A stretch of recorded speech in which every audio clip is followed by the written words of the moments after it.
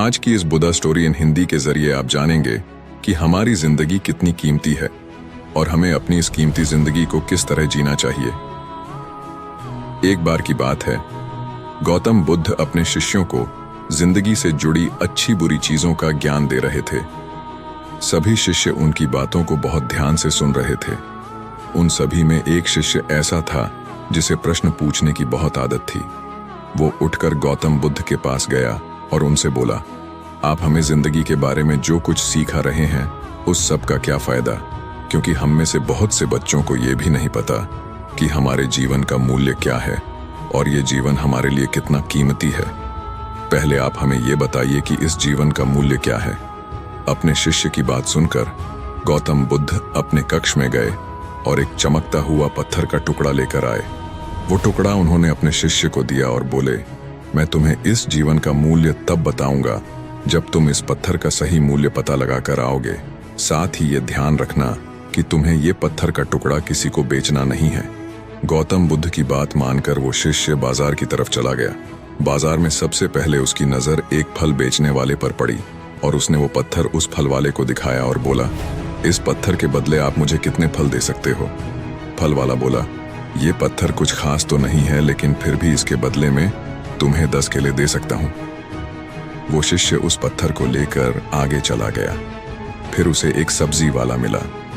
शिष्य ने उस सब्जी वाले से उस पत्थर की कीमत पूछी।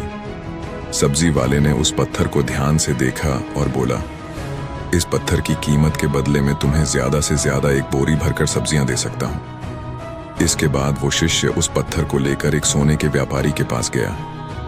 उस पत्थर की टुकड़े की चमक देखते ही उस सुनार ने उसकी कीमत 100 सोने के सिक्के लगाई। शिष्य ने वो टुकड़ा बेचने से मना किया तो वो सुनार उसके बदले 200 सोने के सिक्के देने को भी राजी हो गया, लेकिन शिष्य ने वो पत्थर नहीं बेचा। इसके बाद वो शिष्य एक हीरो के व्यापारी के पास गया और उनके सामने उसने वो पत्थर के टुकड़े को रख दिया।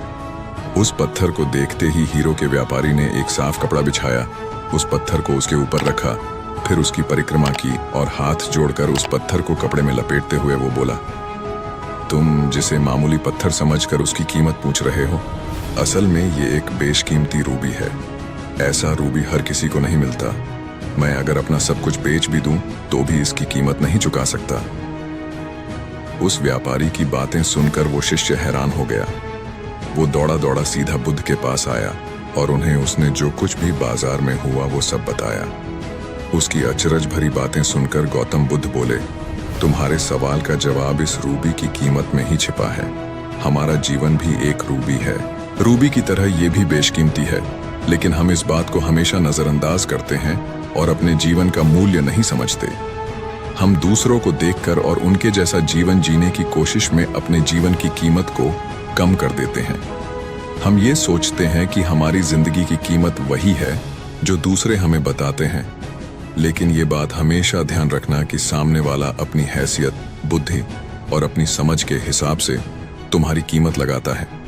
सीख जो हमें गौतम बुद्ध की प्रेरणादायक कहानी से मिलती है, जिंदगी सिर्फ एक बार मिलती है, इसलिए इसको बर्बाद ना करें।